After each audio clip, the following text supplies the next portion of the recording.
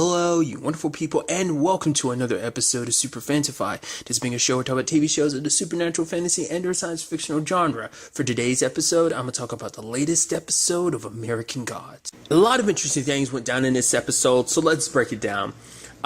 It was kind of interesting, it's like we do get a little bit of a look into Wednesday's past, which there's a lot of stuff connected in that regard, because we actually saw the tech kid back in the day, because it's actually kind of interesting because Wednesday brought up this whole thing to him, because obviously like he represents like new technology. So back then it was the rotary phone, and he's like, oh, when this kind of eventually dies out, you're gonna want some real power or something, essentially. So I think that was back then, even then, Wednesday being like, oh, you might want to choose a side. So maybe that's eventually why he joins up with Mr. World later on, because he took what Wednesday said back then and applied it in that regard. I'm sure Wednesday was more so like, you kind of want to be on my side, because it's like, we're the ancient ones. We're the reason we paved the way for you young blokes to do what you do, so almost, once again, show some damn respect, essentially, But nevertheless, what I was thinking was, the fact is, it was interesting that you had Wednesday being like, you kind of remind me of my son, the Shadow. And Shadow's like, your son? He's like, yeah. And he just drops the subject and just kind of walks away. But talking to the dwarves, Sindri, who's played by the actor who plays Glenn on the Blacklist, I was like, hey, it's Glenn. But I love that. Basically, the power they need to make the runes is they need a leather jacket that Lou Reed wore, which was interesting. And I love Wednesday being like, I'm not going to spend a cent of my hard-earned money on these dwarves. It's like, it literally be the easiest and fastest way. To be fair, it's a very expensive jacket.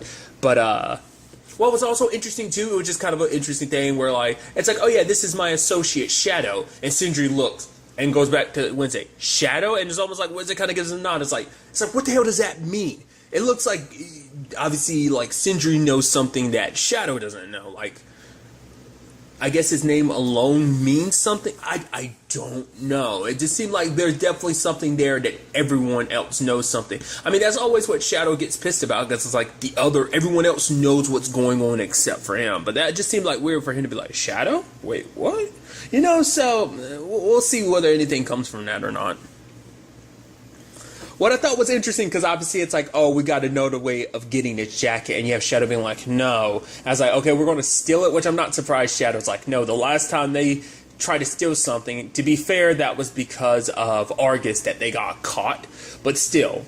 It's like, do we really need to do this again? Oh, all right, fine. I didn't know what angle they were going with, because you have, Wednesday pretending to be like a bishop and everything. I'm like, okay, what are they doing? And it's like, lo and behold, here comes Shadow. Didn't he say he was a Secret Service agent? Like, would Secret Service even handle something like that? Because it's an FBI thing, because it's a forgery, scams and stuff like that, forgery stuff. That's FBI territory, because that's like white collar crime.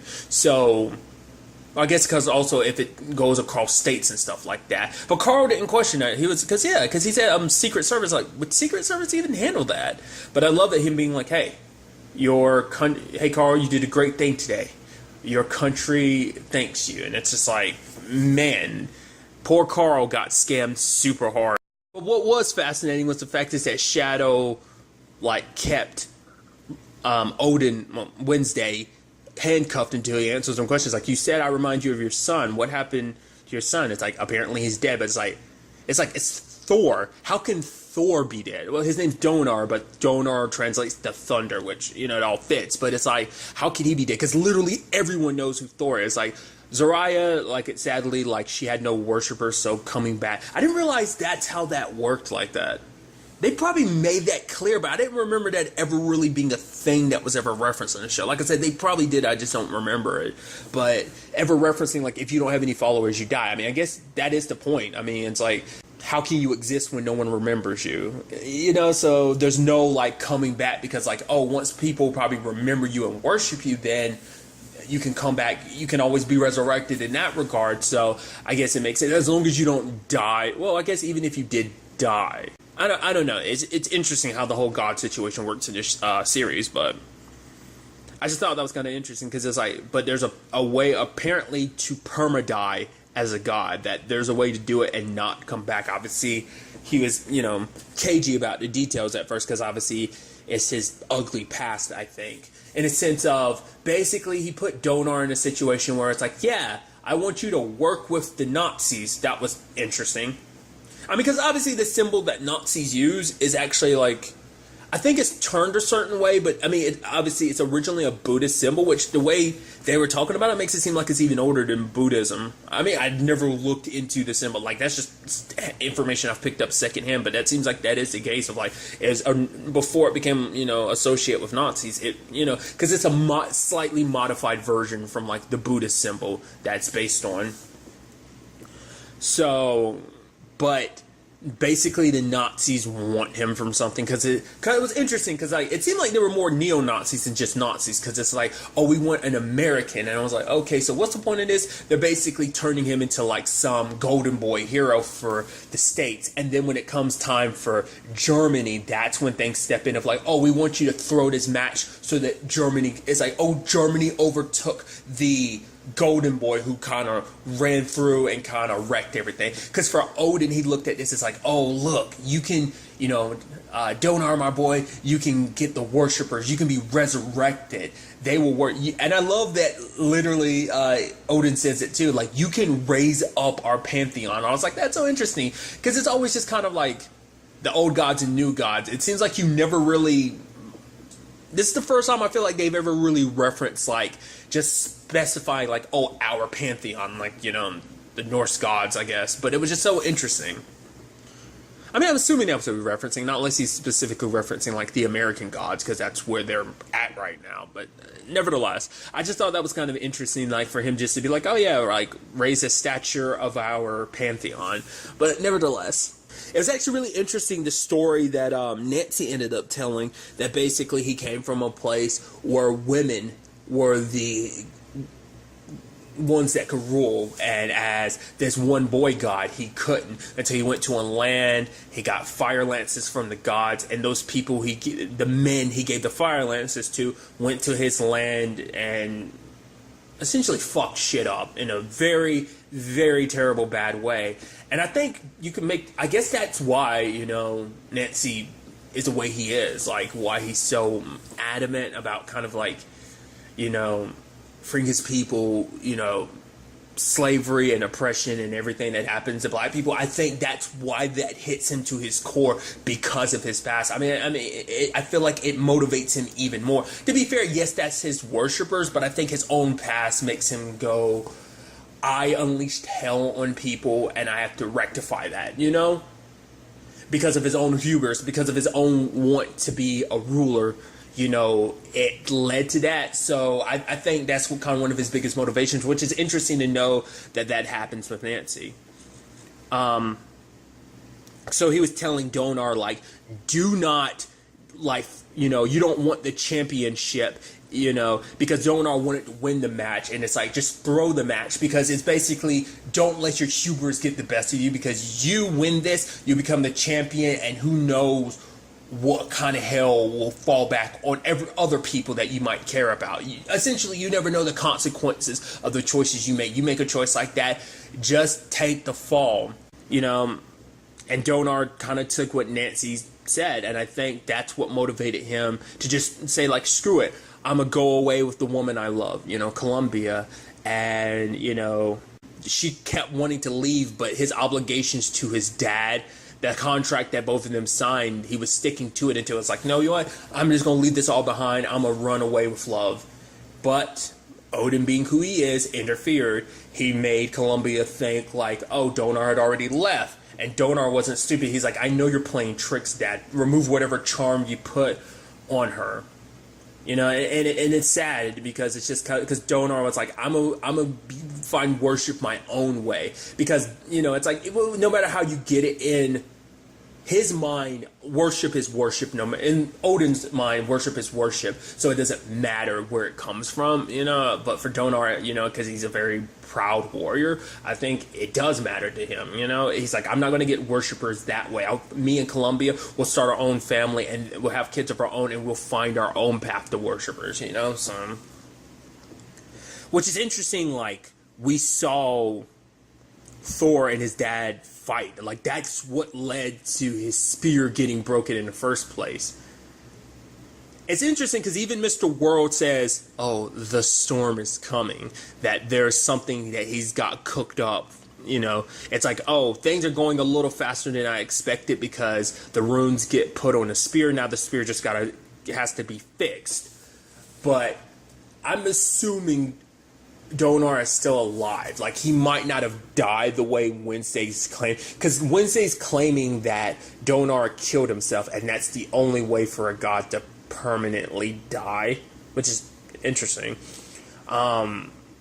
Whether that's 100% true or not, that was based on what he had heard. I mean, who's to say Donar didn't just fake his death? He might have actually been, like, because it's interesting, because it seems like the tech kid obviously got Columbia to become, because I had to look it up, because I remember, because you see her poster, like, in that scene where you see Donar kill himself, she's on the poster, Columbia, and I couldn't remember the propaganda, the poster that was used for World War II, Rosie the Riveter. She was that picture. That's who she represented, like, because it's like, yeah, war's coming to this country, and America's going to need you to be its goddess, you know? Kind of take back what, you know, Lady Liberty took from you.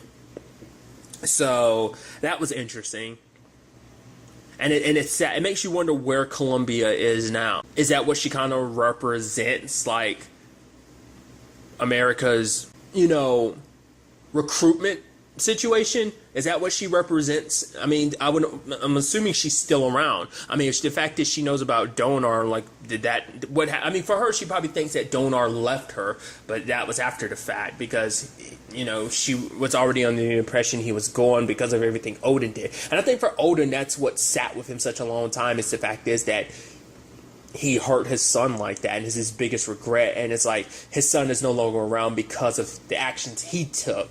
You know, because he was so caught up in his own bullshit, like his own, you know, running the game, you know, of trying to gather worshipers and stuff like that, kind of being top dog and stuff like that. His hubris got the best of him.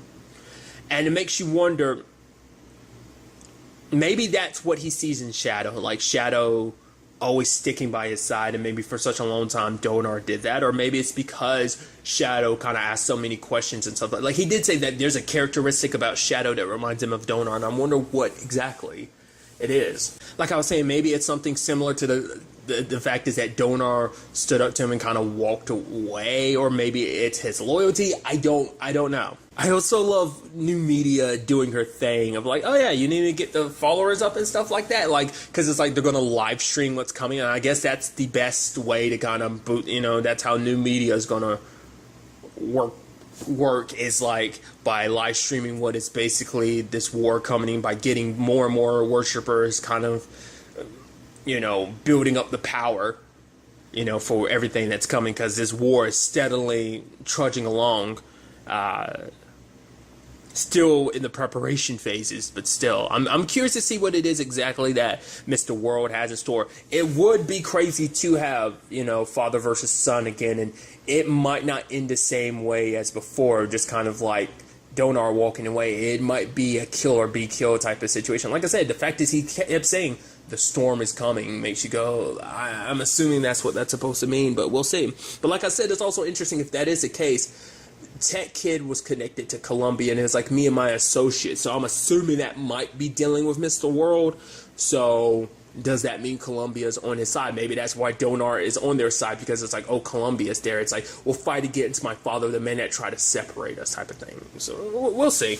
And if that is the case of we having father versus son, what role is Shadow supposed to play in that? Because it almost seems like you can make the argument Odin is trying to find a replacement to her son. It's probably not a replacement, but like I said, he made the point to be like, oh yeah, Shadow kind of reminds him of his son, so he might be kind of having Shadow fill that role to a certain extent.